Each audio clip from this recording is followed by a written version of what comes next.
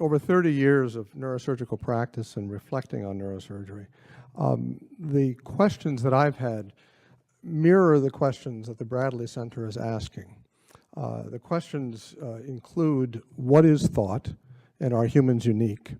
What is artificial intelligence, and can machines think? And what will artificial intelligence do to us? How will it change us? Neuroscience offers considerable insight into what human thought is, and that insight is not what one would take from the materialist perspective.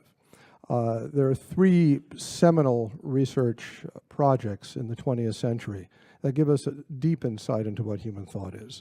The first is of Wilder Penfield. Dr. Penfield was a neurosurgeon at in Canada, and he was a pioneer in the mid-20th century on epilepsy surgery. And he did open craniotomies with patients awake. He'd use local anesthesia so they felt no pain.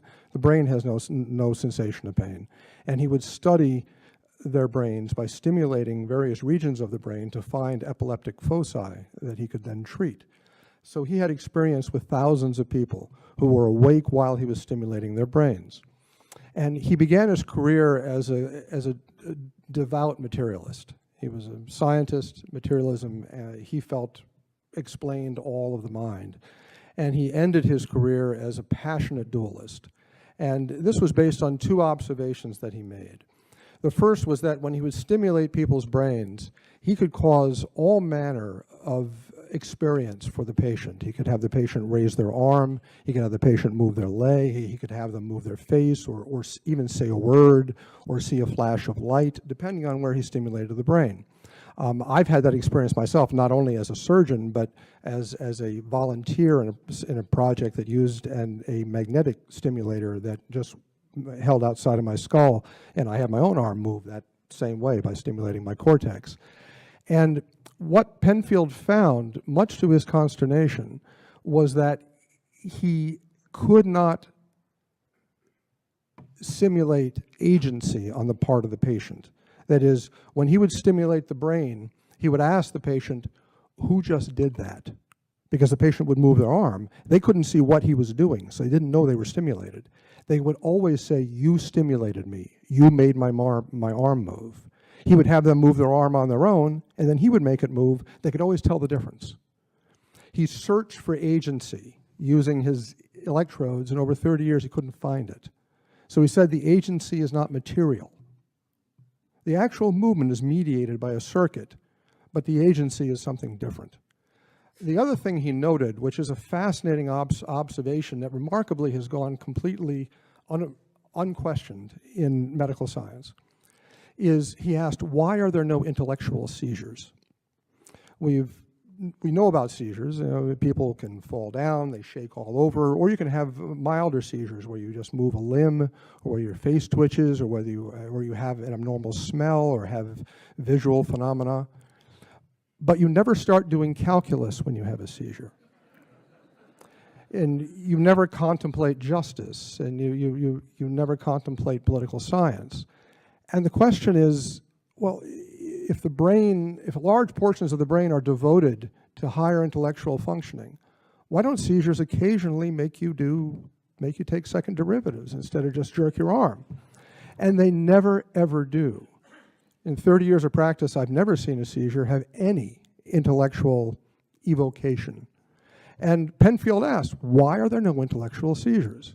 So his answer as to why he could not find agency by stimulating the brain and why he never observed an intellectual seizure was that the intellect and the will in human beings is not in the brain. It's not material.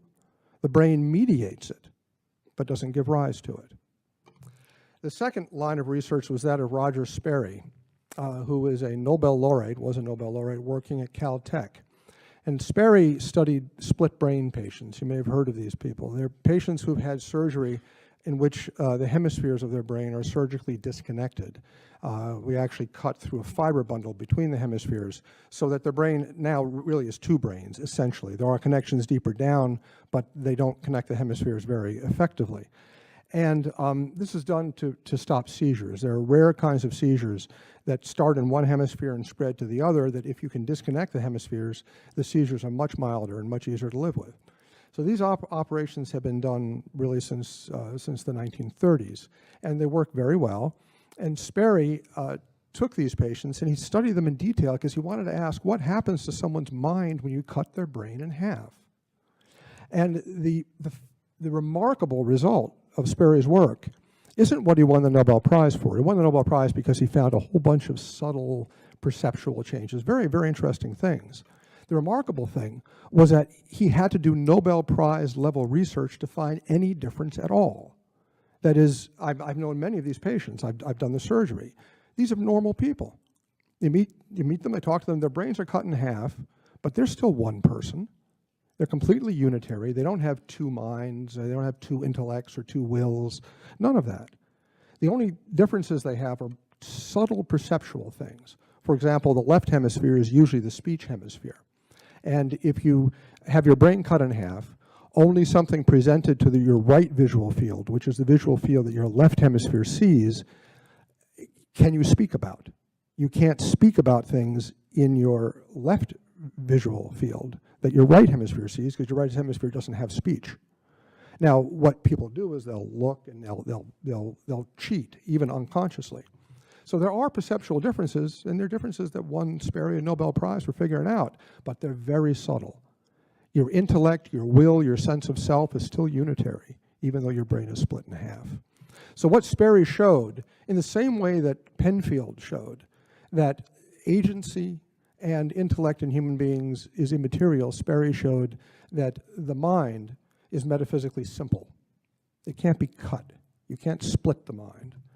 But you can split the brain, but not the mind. The third line of research was that of Benjamin Libet. Libet is a researcher who I think should have won the Nobel Prize. He's a brilliant man, worked at the University of San Francisco in the mid-20th century.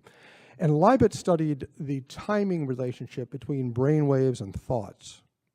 When you think, you get brain waves usually, and he wanted to know what was the timing between them. It was very difficult research because it's hard to time, but he did.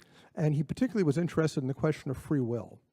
So Libet asked volunteers to make a decision to do something and then do it, like push a button. And he put electrodes on their scalp, and he found consistently that when you make a decision, a simple decision to do something, a yes or no decision, that about half a second before you make the decision, a half a second before you're aware of making a decision, you have a brain wave. And the brain fires, and then a half a second later you say, I'm going to push the button. It made it seem as though free will wasn't real. It made it seem as though unconscious brain activity drove you. And you thought you chose to push the button, but your brain really told you to do it, and you mistakenly think you have free will. But Libet, being a first-rate scientist, didn't stop at that. What he did was rather clever. He asked his volunteers then, make your decision to push the button and then immediately veto that decision. Decide, I'm going to push this button. No, I'm not. No, I'm not. And he recorded their brainwaves when they did that. And he found that when you veto the decision, there's no brainwave at all. So you have brainwave, awareness of decision, veto decision is silent in the brain, but you would veto the decision. So Libet said, we might not have free will, but we have free won't. And he was very well versed in theology. Actually, he was rather deeply philosophical and theological man. And he said, "This is a beautiful scientific example of temptation and sin." He said, "We are constantly presented with unconscious brain motives to do things, but we have the immaterial free choice as to whether or not to do it. We can veto it or we can accept it." So he said the original sin is a real thing, and he measured it in his laboratory.